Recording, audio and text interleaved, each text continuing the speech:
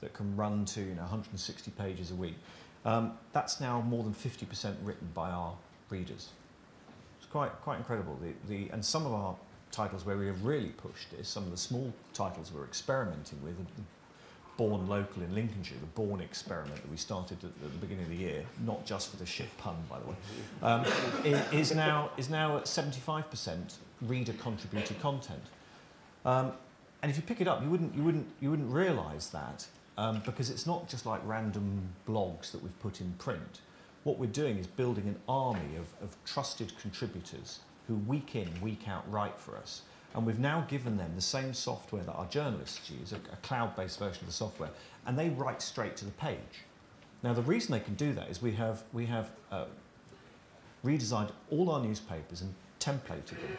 So I could now give you, if you were sitting at home, let's say you're a historian, and you've just written a book on the local history of the town where you are, we could give you this template, which bit of software, and you see exactly what your 2 pages has got to look like, and you write exactly to length. And you're a professional author, you write well anyway, you drop the photos in, you write the headlines, you send it back, and all our editor has to do is quickly cast their eye over it. 2 pages, camera ready, newsprint. And this is a very good model, a very good commercial model. But well, also, when you don't pay for it, it's a very good commercial model. It is a good model. But the thing is, the readers really like it because they know these people. They feel that their community has taken greater ownership of the newspaper as well. And so the blurring of advertising and editorial is obviously happening. Does that worry you at all, the fact that more press releases are going in unmoderated, the fact that more people are able to write what they want in the paper? That's not a concern for you? Every one of our papers has an editor, and I think this is the distinction between us and random blog. And obviously every one of our titles is regulated by the replacement of the Press Complaints Committee by IPSO, as will be. And I think that is hugely important to us. So the quality of what we write in print and online as a differentiator is very important to us. That's the reason a lot of advertisers come to us. However, I think the rise of native advertising is a really interesting trend for us, and we've got to be careful how we do it. But maybe if I give you an example of a campaign we did this time last year for National Lottery, where they wanted to upweight their relaunch of Lotto with us. And what we did is we took their standard national campaigns, the standard national ads, and then they gave us the database of all the local charities that had benefited from National Lottery funding. We gave all of that information out to all of our editors, who then went and interviewed local businesses, local communities, local whatever, where National Lottery money had helped. And we came up with 73 different stories about how the National Lottery had helped keep a hospital wing open, or had funded this school, or whatever. And we ran those stories right next to the advert for the National Lottery. Now this is fine because we do a lot of charity, we cover a lot of charities in our local newspapers anyway. So it was authentic content, and we said it was part of a National Lottery campaign, and there was the advert for the National Lottery. Anyway, the awareness of the relaunch of National Lottery in our titles went through the roof. Brand recall, ticket sales and everything. So we had a very happy client, and our readers were happy as well. So I think that kind of idea of moving beyond advertiser-funded content into genuinely native advertising, I think it's something that we could probably do better actually in regional local press than national press. And because obviously within the national press, it's been, and not just in the press, but in television and so on, keeping advertising and editorial separate has been one of the totems for many, many years, on the grounds you don't want actually advertisers influencing or buying editorial. All of this is sort of changing now. It is changing, and I think also in local press there is an absolute understanding that you're in a community, and the people who buy your papers are also the people who run the local coffee shop or the news agents or whatever. So it's much more fluid. That division of church and state is it's not apparent to the readers or the local businesses in a town like Wakefield. Mm. I want to come on to the BBC, but specifically, initially, the regional press has had a very confrontational attitude, perhaps I can put it like that, with the BBC. Tell us about that, and will that continue? I hope not, because it is a bit boring. The rhetoric is a bit stale, and I think both sides want to change it. And basically the problem is you think that the BBC is actually making your business more difficult.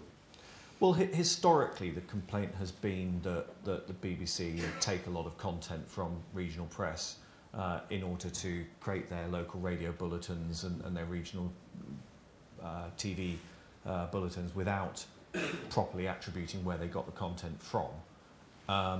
And there's no quid pro quo of providing content back to the regional publishers. So I went to see Tony Hall, the DG, last week with James Harlan, Director of News, who's obviously an ex-press man, and they are both very keen to see if we can change that relationship. I think in an ideal world, regional press should be allowed to pick any content from the BBC and put it onto our website, for instance, properly attributed. We'll have to work out, you know, how that happens and how we don't sort of plaster adverts all around it. But you know, you get BBC content on Dave and no one bats an eyelid. So I don't think the Rubicon's been crossed. I don't think it's going to be impossible to do that, because I think a lot of local stories would benefit from having some of the BBC content, particularly the video content that we can't necessarily afford to go and shoot, on our websites. But we could also bring a much bigger audience. You mentioned our audience earlier on. You know, it's now over 25 million. We could bring actually a much bigger audience to some BBC content than they themselves can on their websites. So part of the argument is, look, let us have your content and we'll increase the public value of the BBC by bringing more audience to it. And that could be, let's say, BBC Weather as well. And counterwise, if you're going to use our content, kind of fine, but properly attribute us and provide all the links back so that people know that story came from the Yorkshire Post or the Scotsman or whatever, and that people can then link back, and the traffic should flow two ways. So is this just Johnston Press meeting the BBC, or was this on behalf of the regional press? It's on behalf of the regional press. So our trade body, the Newspaper Society, we've got together and worked out, you know, what do we think a reasonable future relationship is with the BBC. As we come up to charter renewal, they might actually, you know, well, they are listening. Mm. I mean, I think, to be fair to the BBC, they've tried before. There have been various approaches made and so on, but obviously they've not worked in the past. I know. I used to run BBC Online, so I've got a little bit of prior here. So I know how it works. You say all the right things, and then when the rubber hits the road, it's not in the BBC's incentive to do it, because the BBC gets measured on at the moment on the traffic or the audience to its products, to its assets. So it doesn't get properly credited for people consuming the BBC off the BBC. So there needs to be a change in measurement so that we can get BBC content much more across the web. Mm. And how do you see the future of the BBC? I mean, running up to charter renewal, what do you think? A big question, isn't it? It is a huge question. It is a huge, but again, as somebody who's worked within... Yeah, exactly, which is why I'm trying to duck the question. I think I'd like to see a healthy, strong, vibrant BBC that focuses on what it is absolutely best at, which is creating great content. I wouldn't want to see it, and I don't think it will want to get right down into what we do, highly localised, community-based media, and I think that the relationship could be much more collaborative. And finally, looking ahead to the world generally, we're talking about disruptors here today. What do you see as the big disruptors coming up in the next 3 years? What's keeping you awake at night? Well, I think obviously it's everything to do with mobile. So then when you start thinking, okay, what does that actually mean? The rise of location-aware services, and therefore location-aware advertising, is a massive opportunity for us. And if I can go to a shop on the high street and tell them that actually we can launch a campaign that will alert people as they walk past their shop that you've got 20% off a cappuccino or something, and make that into a product and scale it, that's really exciting. And again, national advertisers are going to struggle to do that we've got that level of granularity. So things like, you know, near field communication, some of the stuff that's taken a while to really happen.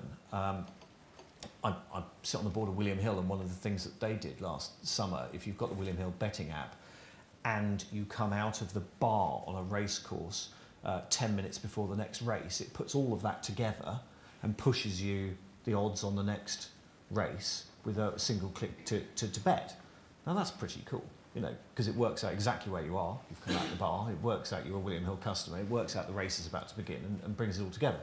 So I'm thinking, what are those kind of services that know who you are, where you are, what state of mind, what you're about to do, and then puts the right kind of, whether it's news, information, or advertising message in front of you.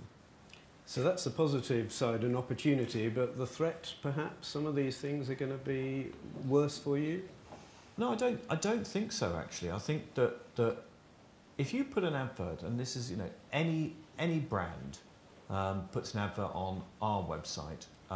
Let's say you are O2 and you're rolling out 4G in Leeds. Then to put an advert onto the Yorkshire Post website, and you could buy the Leeds eyeballs on the Daily Mail and put it on that website as well. But our click-through rate's going to be something like 5 to 10 times greater because of the mindset you went to the Yorkshire Post website. You're in a local mindset, and therefore a local message, when you're in that mindset, gets a much higher click-through. If you're on the Daily Mail website, even if you happen to be in Leeds, you're just cruising the sidebar of shame or whatever. You're in a different mindset. And so actually the future for me is quite exciting. The more targeted, the more behavioural, the more mobile, the more social we get, I think actually plays to our strengths. What keeps me awake is if we don't make the most of this opportunity. Ashley Highfield, thank you very, very much. We've got time for some questions from the floor. If anybody has anything specific that they want to ask about their own business, if you just wave at me, this opportunity will not be here forever. If you've got no questions for Ashley, there are oh yes, we have, good, there's one here to start with. Okay. Other microphones, yeah, there's one there first of all, yeah. Talking about the paywall, how is paywall fitting into your picture of the future? I don't think we will do a paywall. I could be wrong, and you know we're all wrong about most things in this digital world.